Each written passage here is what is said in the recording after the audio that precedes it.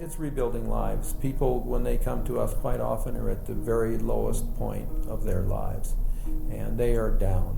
And so we start rebuilding and start from scratch and do what we can to help people. But that's kind of my vision of St. Vincent de Paul, just rebuilding people's lives. And if people do give us money and do support us, they can rest assured that that money is going to be here in Coeur d'Alene and help the people in our community who are here and need our help.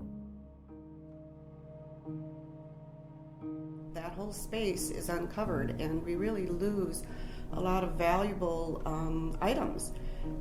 And it's unfortunate. People donate, and you donate with the goodness of your heart, and we so appreciate that, and we will never turn any donation away. But they're standing out in the elements, and I'd hate to donate a good piece of furniture and come to find out that it's not sold because the rain, the snow, what have you, ruined it. So it's kind of sad, because we do appreciate each and everything that we get donated, because that's how the store survives. We do have a warehouse for the clothing, so clothing isn't outside, but it's mostly furniture, toys, bikes, that kind of stuff. They rust.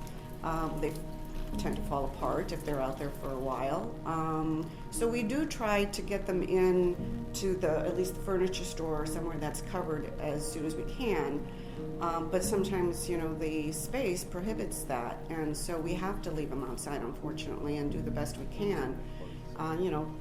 Occasionally place some tarps on certain things or have a little overhang. For one thing, people will be more apt to go into that area. Now, if it's raining or if it's gloomy or if it's cold or if it's snowy, a lot of people don't even go back there, because who wants to be rained on when you're shopping? So with it covered, it'll be warmer. It'll be, you won't get rained on. You'll see furniture, bikes, toys. Kids can go and check out the toys more readily than when it's not covered. You'll have more wall space for displays. You'll have, it'll just be a so much more comfortable experience to shop, and I would think that we would increase our sales.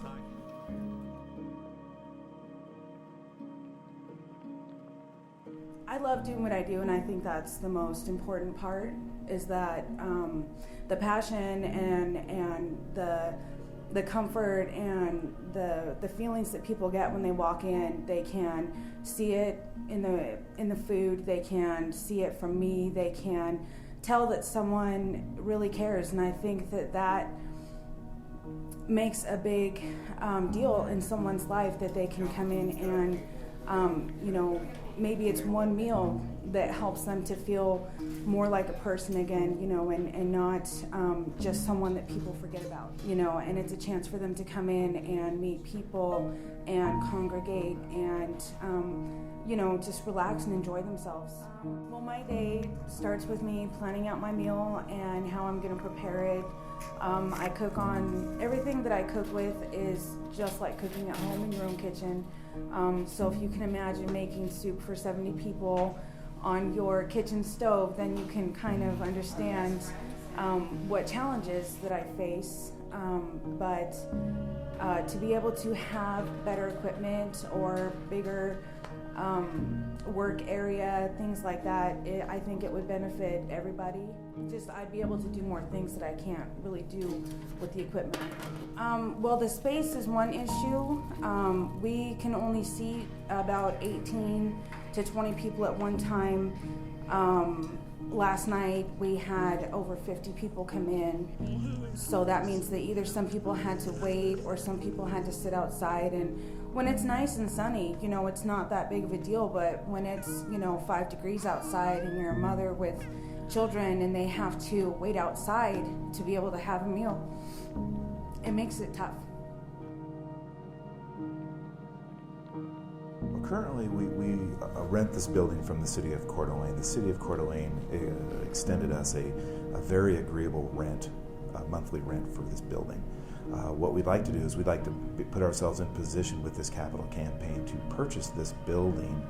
And there are some things that we'd like to do to it. We'd like to add a couple more doors. The clientele that we work with, one of my main priorities is keeping my staff safe and the feeling that they're safe. So we want to add a couple more doors. We'd like to fix the parking lot, that type of stuff. We're also paying $1,600 a month in rent, and we could use that money to apply that towards providing more services to those that come in there. Right now it's estimating it's going to be right around $600,000 to purchase this building. We've been here since 2009. We started off with 14 agencies and I believe 18 different programs, and it really has exploded. This is our 5th year anniversary, I believe. So it really has become kind of ingrained in the fabric of this community. It's become that entry point. People will come here first, we'll get them into the system, we'll provide whatever services we can't, the services that we're unable to provide, we'll make those phone calls and get them transportation to those properties. The Help Center is a one-of-a-kind program. The only other program that we're aware of that's like this Help Center is in Arizona. Currently we have 19 different agencies providing 24 different services. It truly is a one-stop shop. A client can come into the Help Center, can grab a lunch, can grab a cup of coffee, can see a case manager, can receive a gas voucher, look for a job, and talk to a veterans administrator all in one visit without having to try to canvass the 1,250 square miles of Kootenai County. So we're looking for community input. We're listening to the clients that come in here on how we can serve them better. So we're not just stagnant. These aren't just the programs going to be here for year after year. We may grow. We have around 30 plus kids. They range in age from infants to teenagers. And so they have different needs and require different activities, especially when it's cold and raining and, the weather is inclement and chilly at best, a good, 8 to 10 months out of the year here. It's a narrow and sort of oddly designed space. There are a lot of angles. All the rooms seem to be sort of trapezoid shaped. So there's a lot of bumping into one another. It's workable, but it could use some expansion.